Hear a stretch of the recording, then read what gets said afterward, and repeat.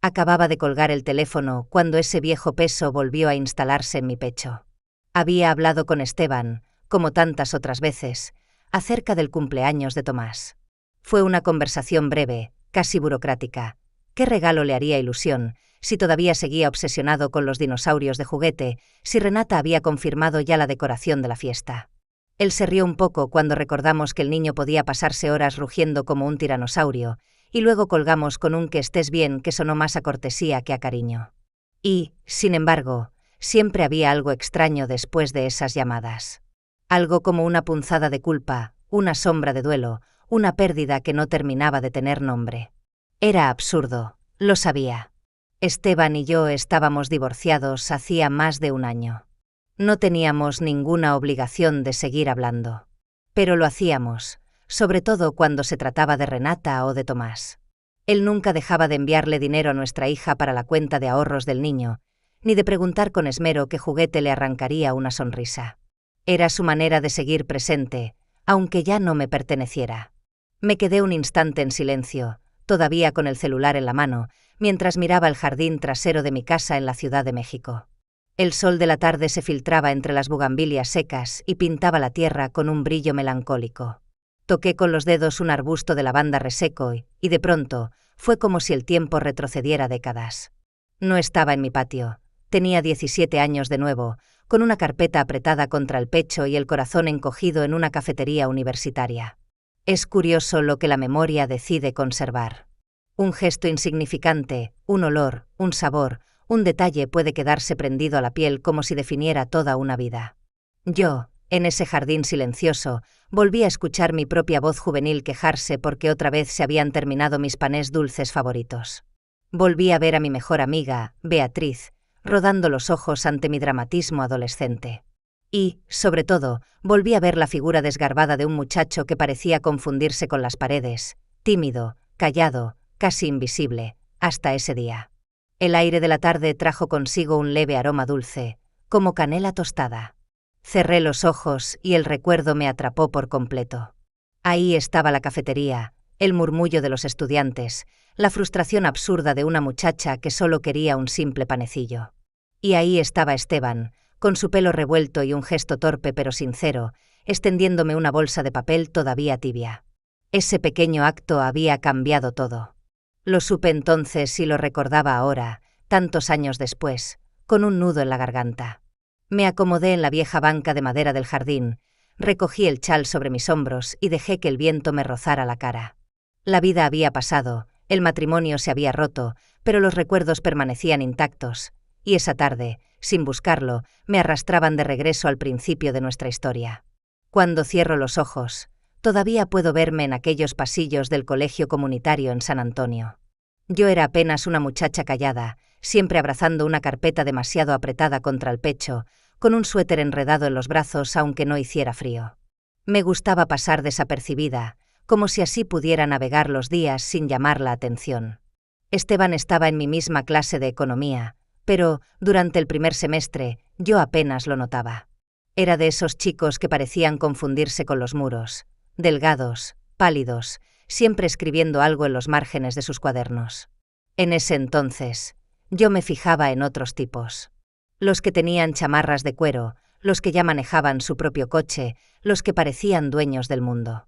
Esteban, con su timidez y sus silencios, quedaba fuera de mi radar, hasta aquel jueves antes de un fin de semana largo. Recuerdo haber arrastrado a Beatriz, mi mejor amiga, hacia la cafetería con una queja teatral. «Si otra vez no quedan roles de canela, me voy a morir de hambre», le dije con dramatismo adolescente. Ella se rió, acostumbrada a mis exageraciones, y me acompañó hasta el mostrador. Pero mis temores se confirmaron. Otra vez estaban agotados. Me quedé mirando la vitrina vacía con un puchero genuino en los labios. Era ridículo, lo sé, pero aquel pequeño pan dulce se había convertido en un ritual para mí, un consuelo sencillo en medio de una vida que todavía no entendía del todo. Suspiré resignada y nos sentamos en una mesa junto a la ventana. Beatriz me escuchaba quejarme entre risas, y yo jugueteaba con una pajilla sin ganas. Fue entonces cuando, 15 minutos más tarde, apareció frente a mí una figura que me dejó sin palabras. Esteban estaba allí, con el cabello revuelto, las mejillas encendidas por la carrera, y en sus manos una bolsa de papel todavía tibia. La dejó frente a mí sin decir mucho. «Para ti», murmuró casi sin mirarme.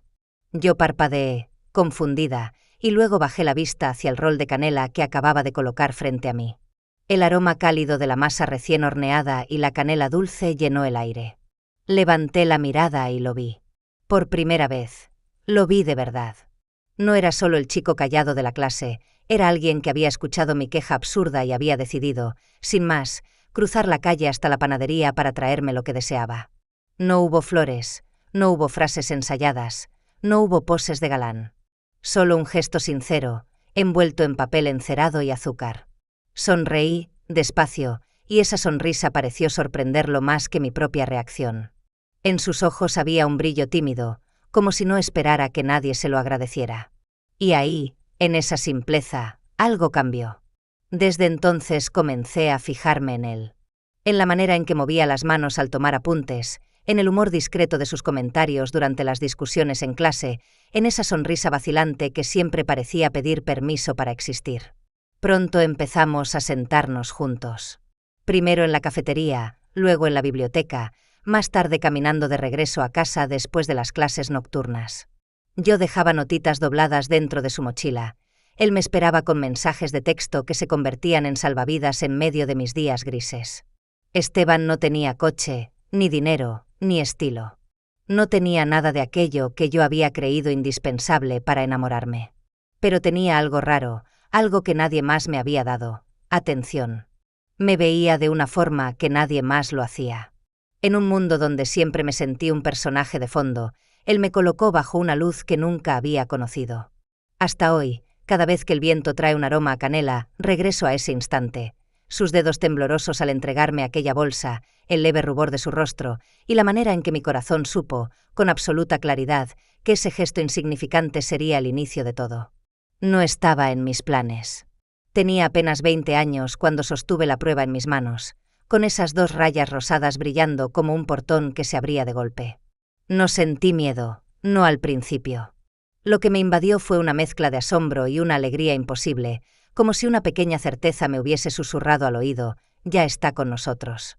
En mis sueños aparecía una niña de rizos dorados y ojos grises, idénticos a los de Esteban. Y sin dudarlo supe su nombre: Renata. Éramos demasiado jóvenes, demasiado pobres, demasiado cansados para ser padres. Vivíamos en un departamento diminuto de una sola recámara en la Ciudad de México, con goteras en el techo cada vez que llovía fuerte. No teníamos seguro médico, ni cuentas de ahorro, ni comodidades. Pero, de alguna manera, aprendimos a sobrevivir. Esteban decidió tomar clases nocturnas para poder trabajar de día como repartidor en una empresa de materiales de construcción. Yo estudiaba mientras amamantaba, repasando apuntes con una mano y meciendo a Renata con la otra. Nuestros días se llenaban de arroz barato, frijoles refritos y sopas de lata. La cama no era más que un colchón en el suelo, y nuestra mesa de comedor estaba hecha con cajas de madera recicladas. Y aún así, eran de los años más felices de mi vida. Esteban nunca se quejaba. Ni cuando Renata lloraba toda la noche, ni cuando el coche se descompuso a media tormenta, ni cuando me eché a llorar en el pasillo del supermercado porque el dinero no alcanzaba para la leche y los pañales. Él simplemente me abrazaba, me decía que lo resolveríamos, y de alguna manera siempre encontraba la forma. Tenía esa convicción testaruda de que, si no podíamos atravesar un obstáculo, entonces lo rodearíamos, lo escalaríamos o lo atravesaríamos cavando por debajo. Recuerdo noches en las que apenas teníamos suficiente para una cena sencilla, y aún así Esteban hacía voces chistosas para que yo sonriera mientras comíamos arroz blanco. O mañanas en las que Renata, con sus labios manchados de jugo, reía a carcajadas mientras se la cargaba como si fuese el tesoro más frágil del mundo. La casa era pequeña, pero nuestras risas rebotaban en las paredes y la hacían enorme. En medio de esa precariedad aprendimos a valorar lo esencial: el calor de un abrazo, la tranquilidad de ver dormir a nuestra hija, la certeza de que juntos podíamos con todo. Sí, había cansancio, había cuentas vencidas y ropa mojada tendida en la sala. Pero también había amor. Un amor que se nutría de lo cotidiano, de lo sencillo, de lo que parecía insignificante. A veces, Cuando cierro los ojos, todavía puedo ver esa recámara diminuta, los cuadernos desparramados en el piso, el biberón encima de mis apuntes, y a Esteban dormido en una silla, exhausto después de trabajar 12 horas. Éramos pobres, sí, pero en ese entonces yo me sentía rica de lo que realmente importaba. El tiempo, poco a poco, comenzó a darnos tregua. Esteban dejó de ser solo un repartidor. Primero lo ascendieron a encargado de inventario, luego a comprador auxiliar. Se levantaba antes del amanecer, tomaba café de olla apresurado y salía con una carpeta llena de papeles. Yo lo veía caminar hacia la parada del camión con el mismo paso firme de siempre, convencida de que ese esfuerzo algún día nos sacaría adelante. Y así fue. Con los años, logramos ahorrar lo suficiente para salir de aquel departamento húmedo de una recámara. Firmamos el contrato de arrendamiento de un pequeño departamento en una colonia más tranquila de la Ciudad de México. Recuerdo cómo temblaban mis manos al sostener la pluma y cómo él me sonreía con orgullo mientras estampábamos nuestras firmas. Era nuestro primer hogar de verdad. Pintamos las paredes de un verde salvia y un blanco cremoso. Yo misma cosí cojines con retazos comprados en el tianguis. Esteban trajo un microondas de segunda mano que cuidó como si fuera una joya. Las mañanas tenían un ritmo casi ritual. Renata sentada en la mesa con los labios manchados de jugo, yo preparando su lonchera y Esteban dándome un beso en la frente antes de salir, siempre volviendo la vista una última vez desde la puerta, como si no soportara irse sin asegurarse de que estábamos bien. No había lujos, no había viajes, no había cenas elegantes. Nuestras noches de cita eran pizzas congeladas calentadas en el horno eléctrico y películas viejas en la laptop prestada por un vecino. Pero había algo que nunca faltaba, la risa. Esteban tenía esa manía de poner voces ridículas a todos los personajes de caricaturas que Renata veía. A veces, mientras la ayudaba a cepillarse los dientes, imitaba a Donald Duck hasta que la niña se doblaba de la risa y yo también terminaba contagiada. Eran momentos sencillos, pequeños, pero de un valor incalculable.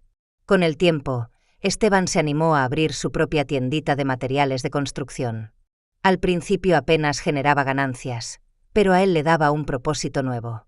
Se levantaba temprano para barrer el piso de la tienda, revisaba el inventario 3 veces al día y regresaba a casa con el cabello lleno de polvo, sonriendo como si hubiera ganado la lotería. Construyó ese negocio igual que nuestra vida, paso a paso, con paciencia, sin rendirse jamás. Cuando Renata cumplió 10 años, ya no éramos pobres. No éramos ricos tampoco, pero teníamos estabilidad. Fue entonces cuando firmamos la hipoteca de una casa pequeña con patio y un jardincito. El día que nos entregaron las llaves, lloré en el coche sin poder explicar por qué. Esteban no me preguntó nada. Simplemente tomó mi mano y me dijo, «Lo logramos». Y yo le creí. Soñábamos con plantar lavanda y girasoles en ese jardín, con ver a Renata correr descalza en el pasto. Había una sensación de movimiento hacia adelante, de que, por fin, las cosas estaban bien. Seguíamos siendo jóvenes, seguíamos estando enamorados, y hasta empezamos a hablar, en voz baja, de la posibilidad de tener otro hijo ahora que todo era un poco más fácil. Éramos, al fin, una familia que podía respirar tranquila. Al principio fueron mareos. Yo los atribuía al cansancio, al estrés de combinar el trabajo de medio tiempo en la clínica dental con las labores de la casa. Renata acababa de entrar a la universidad en Austin y la casa, de pronto, se sentía demasiado silenciosa. Me refugiaba en rutinas absurdas. Reorganizar cajones que no lo necesitaban, hornear pasteles que terminaban intactos en la mesa, regar las plantas 2 veces al día. Pero después empecé a bajar de peso, a perder el apetito, a quedarme sin aire incluso al caminar distancias cortas. Esteban fue el primero en notarlo. Una noche, mientras yo empujaba los chícharos en el plato sin ganas, me miró con el ceño fruncido. «Te estás apagando, Clara. Tú antes comías como trailera. ¿Qué te pasa?» Traté de reír, como siempre hacía cuando no quería llorar, pero esa semana casi me desmayé en el supermercado. Entonces él no volvió a reír.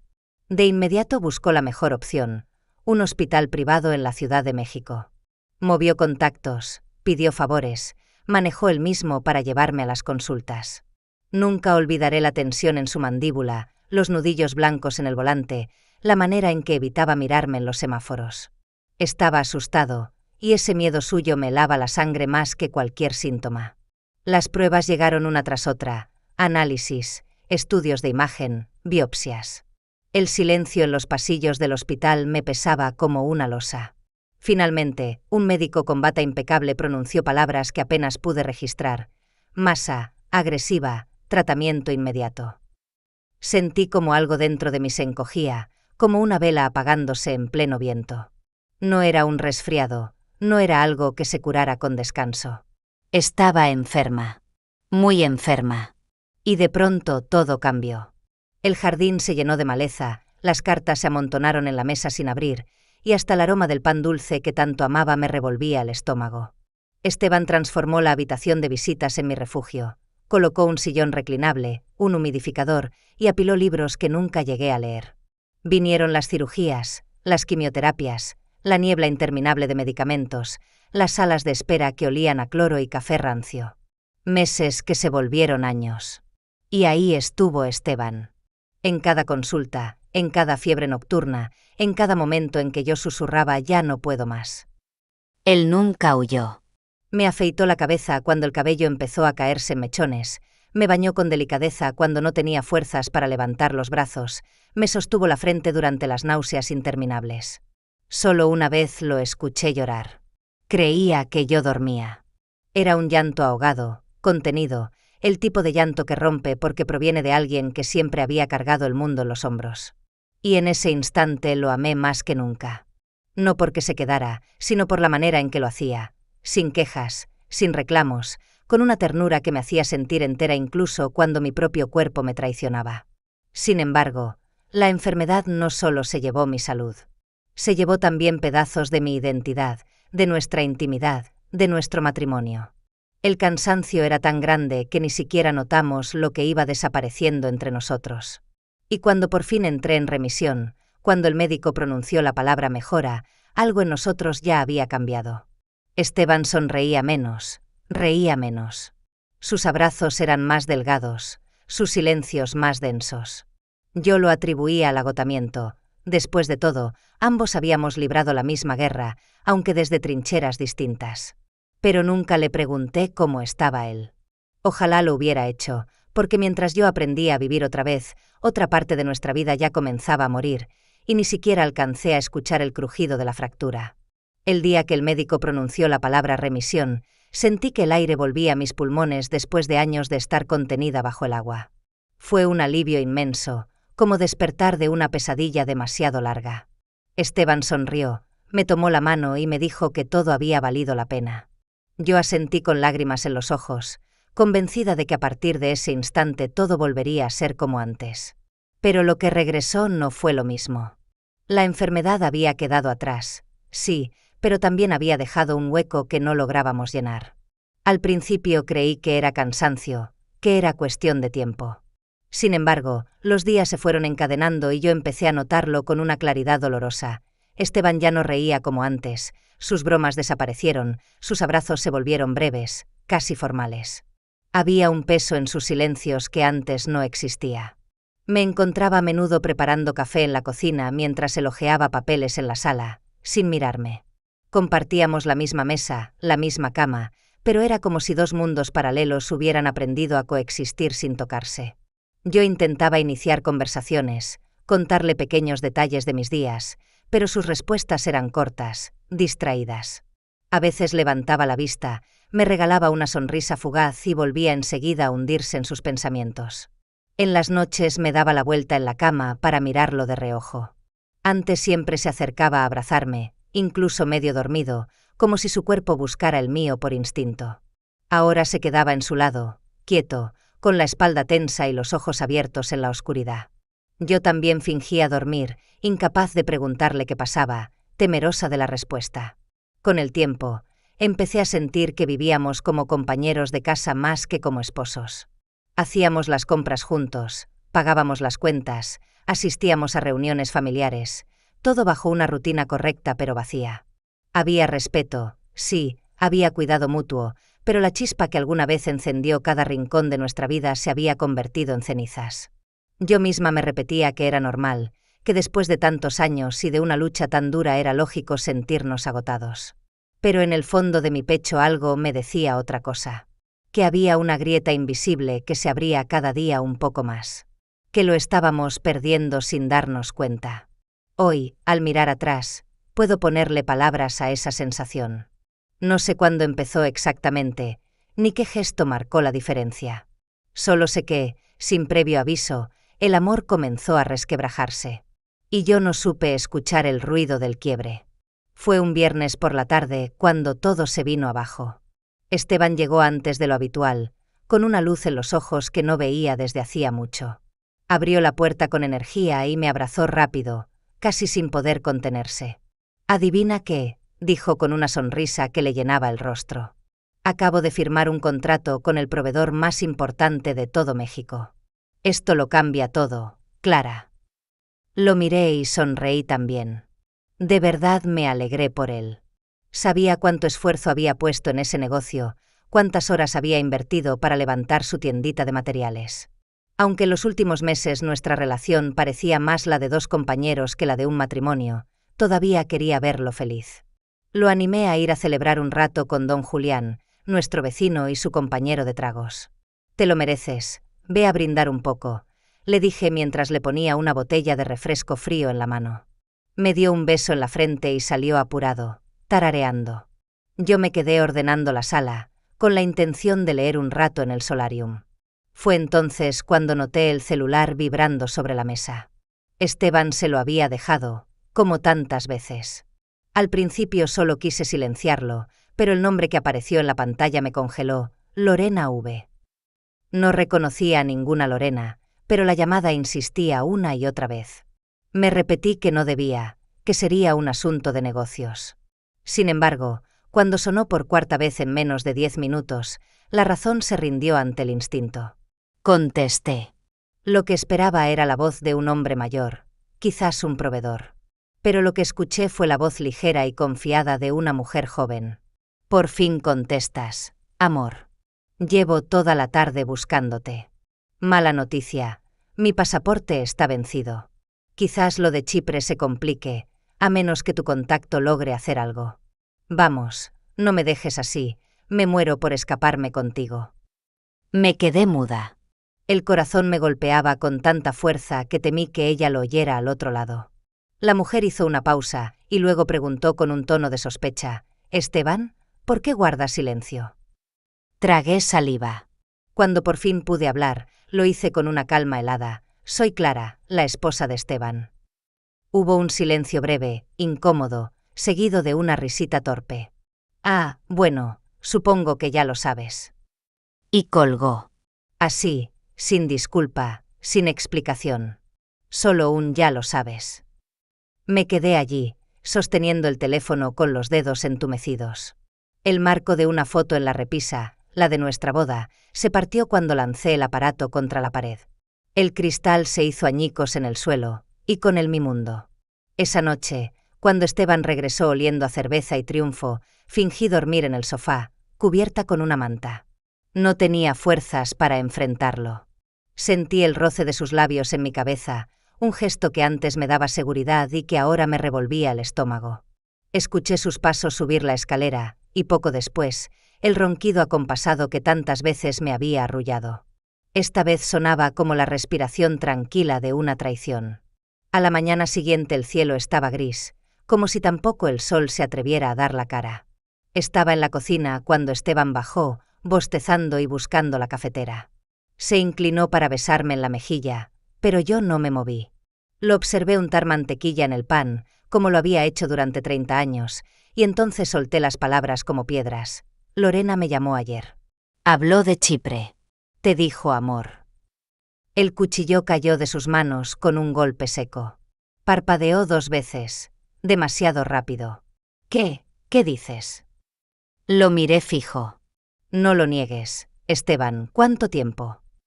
Él se sentó, cabizbajo, tamborileando con los dedos sobre la mesa, siempre con la mano izquierda.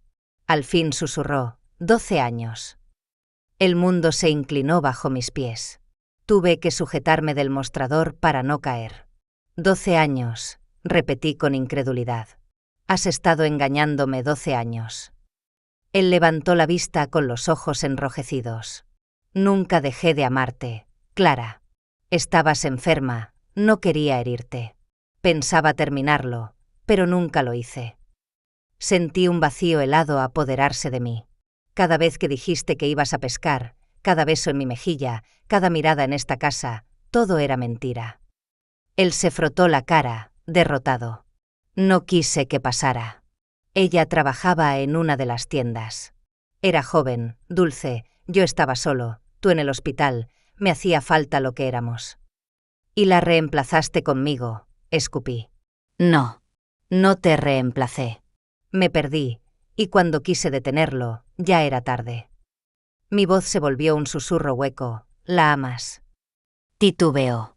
Amo nuestra vida, esta vida contigo. Lorena es diferente, pero me dio un hijo. El aire se me cortó. Un hijo. Asintió con vergüenza. Se llama Iván. Tiene 4 años. Me llevé una mano al pecho, como si pudiera contener mi corazón que se desmoronaba. Tuviste un hijo mientras yo estaba en quimioterapia. Él no pudo sostenerme la mirada. Lo siento, nunca quise herirte. Iba a contártelo, algún día. Algún día, repetí, con la voz hecha cenizas. Me extendió la mano, pero retrocedí. No, ese día no grité, no rompí nada más. Simplemente me quebré en silencio. La herida más profunda no hace ruido cuando se abre. Esperé a que se fuera a trabajar la mañana siguiente. Entonces empaqué 3 maletas, ropa esencial, mis medicinas, una foto de Renata de niña y los guantes de jardinería que había usado cada primavera. Llamé a mi madre. Necesito respirar en otro lugar, le dije. Ella no preguntó nada. En la mesa de la cocina dejé una nota, no para Esteban, sino para mí misma. Decía, todavía existes fuera de esta casa. Y con eso, crucé la puerta. El sonido de esa cerradura marcó el final de una vida, y el principio de otra que aún no sabía cómo vivir. Los primeros días en casa de mi madre fueron como vivir en una neblina. Dormía en mi antigua habitación, con el papel tapiz desteñido y la cama que crujía con cada movimiento, y pasaba horas enteras mirando al techo sin pensar en nada. No cocinaba, no abría las cortinas, no tenía fuerzas para hacer la cama. El mundo podía seguir su curso allá afuera. Yo me quedé suspendida en un tiempo inmóvil. Me movía como un fantasma por la casa.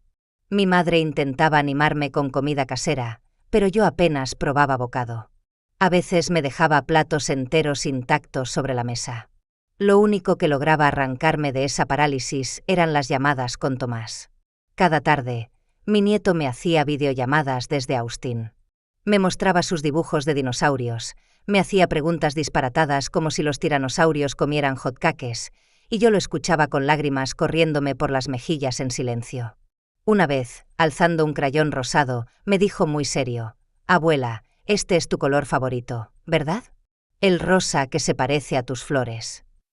Apagué la llamada y lloré durante 20 minutos seguidos.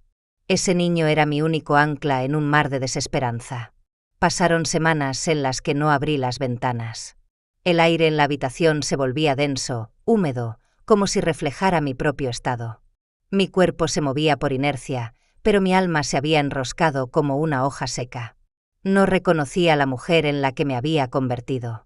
Fue entonces cuando Beatriz apareció un sábado con una bolsa de pan dulce en la mano y un álbum de fotos bajo el brazo. Se sentó a mi lado en la cama sin decir nada. Simplemente abrió el álbum y me mostró imágenes de nuestra juventud, las risas en la universidad, los bailes improvisados, los paseos sin dinero pero llenos de sueños. El olor del rol de canela llenó la habitación y me golpeó de lleno, recordándome el inicio de todo. Beatriz me tomó la mano y dijo con voz firme, «Tienes derecho a caer, Clara, pero no a quedarte allí para siempre. No cuando aún hay luz que encontrar». Yo no respondí. Solo apreté los labios y sentí que esas palabras se clavaban como semillas en una tierra reseca. El golpe más fuerte vino de Renata. Un día, sin previo aviso, me llamó para contarme que había hablado con su padre. Su voz sonaba serena, incluso conciliadora. «Mamá, yo lo perdoné. Él se equivocó, sí, pero sigue siendo mi papá.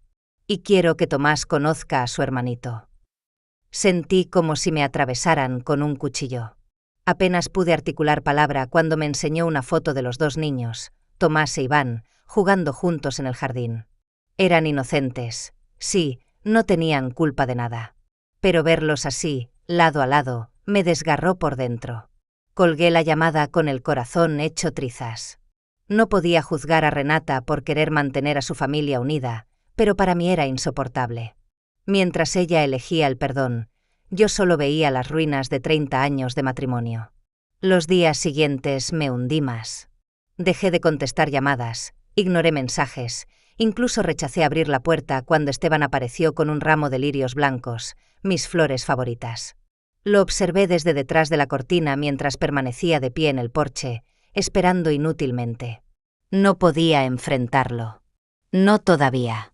La vida se redujo a esa rutina muda, las videollamadas con Tomás, el silencio pesado en la casa de mi madre y la certeza de que estaba atrapada en un duelo sin fin. Nunca había sentido un vacío tan grande.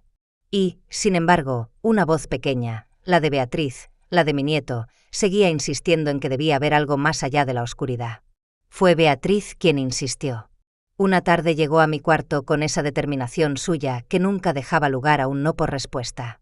Clara, nos vamos a Acapulco. Unos días, nada más.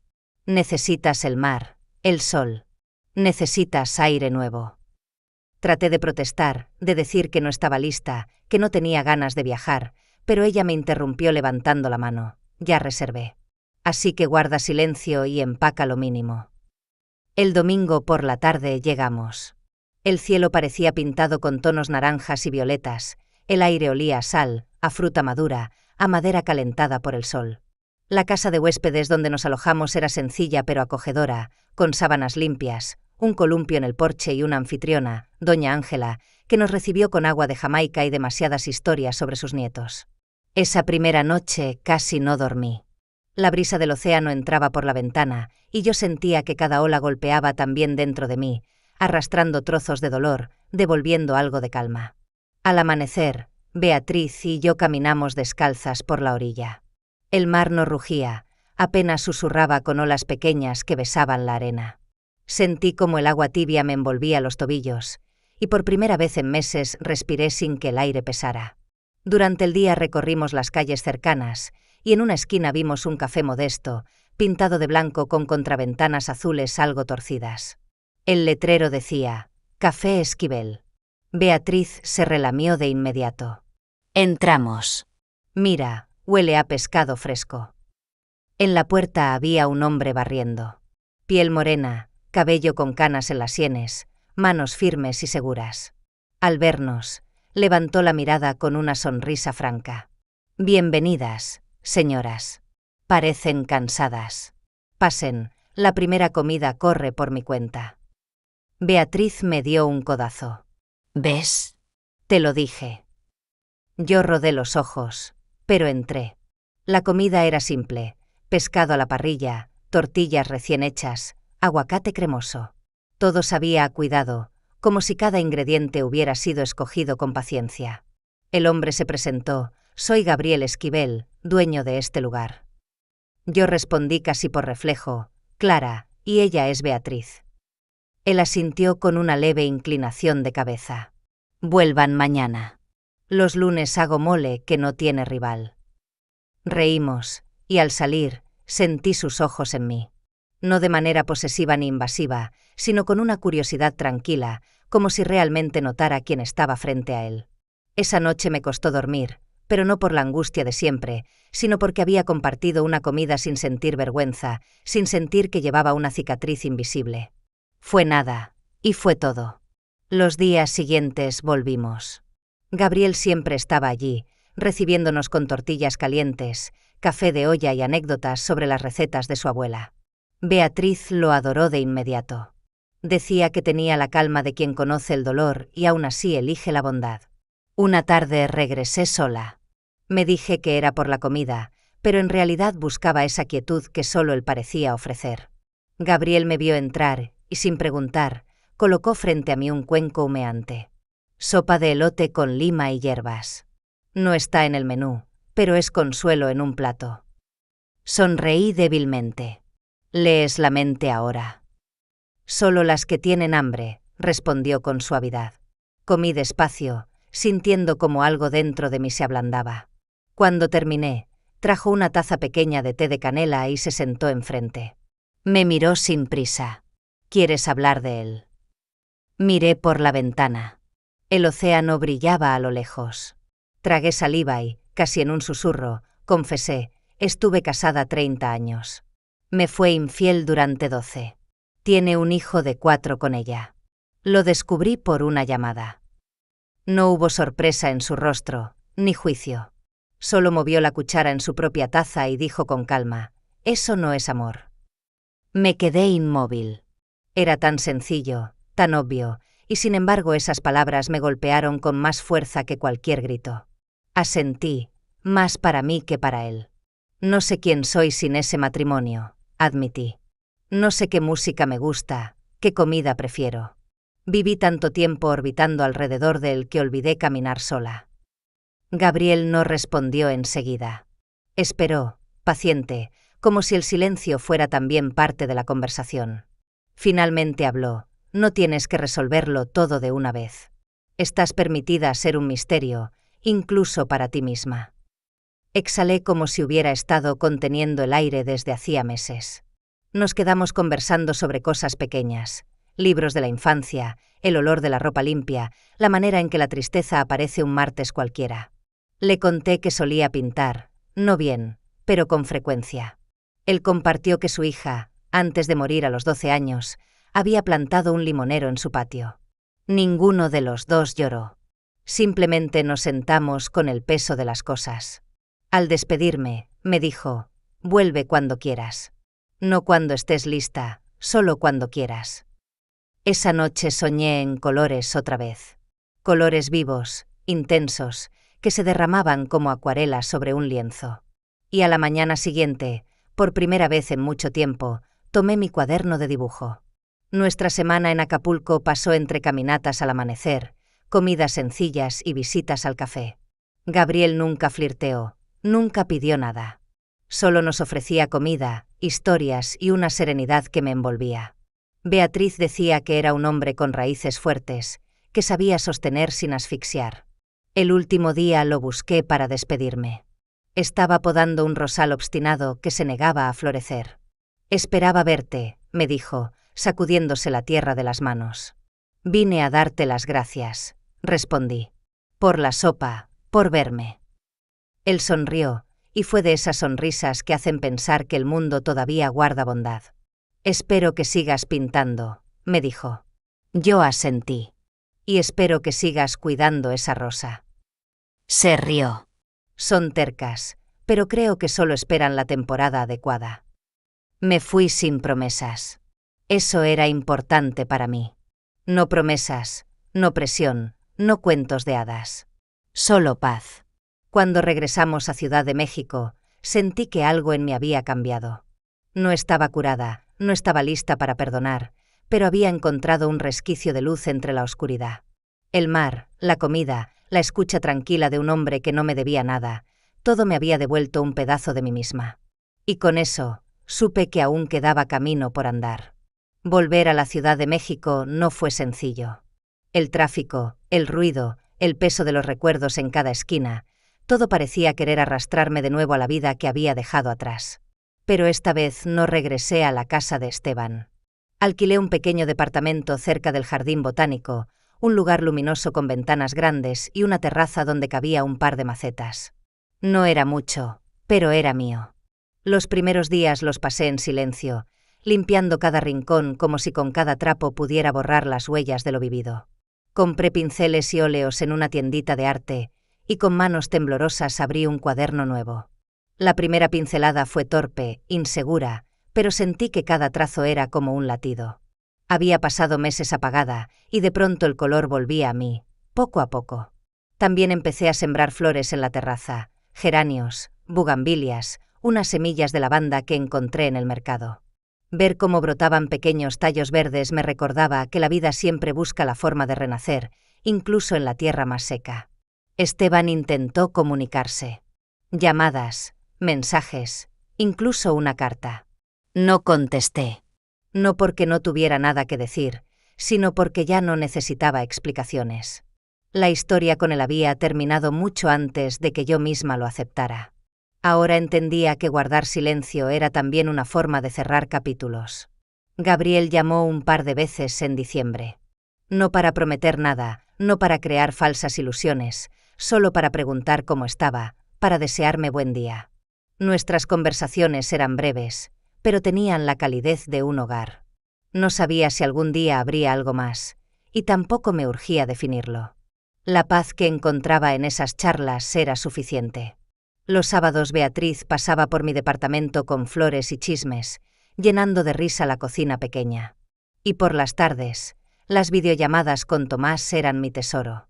Una de esas veces, él me mostró un dibujo que había hecho en la escuela, un jardín lleno de flores rosas, un café con un corazón pintado en el letrero y dos figuras sonrientes. «¿Ese soy yo contigo?», le pregunté señalando el papel. Tomás negó con la cabeza muy serio. «No. Esa eres tú con el señor bueno de la sopa». Me reí tanto que me dolieron las costillas. Y en esa risa entendí que mi nieto había visto lo que yo aún no me atrevía a nombrar, que alguien había logrado tenderme la mano justo cuando más lo necesitaba. Una tarde cualquiera, mientras el sol bañaba la terraza, me senté frente a un lienzo en blanco. No quise pintar recuerdos, ni rostros, ni escenas del pasado. Quise pintar lo que sentía en ese preciso instante, una ventana entreabierta de la que brotaba una luz dorada, suave, envolvente. Una luz que no pertenecía a nadie más que a mí. Me quedé observando el cuadro terminado. No era perfecto, pero tampoco lo necesitaba ser. Era mi manera de decirme a mí misma que había sobrevivido, que todavía existía fuera de aquella casa, fuera de aquel dolor. Esa luz dorada era mi libertad. Y, por primera vez en mucho tiempo, volví a sentirme completa.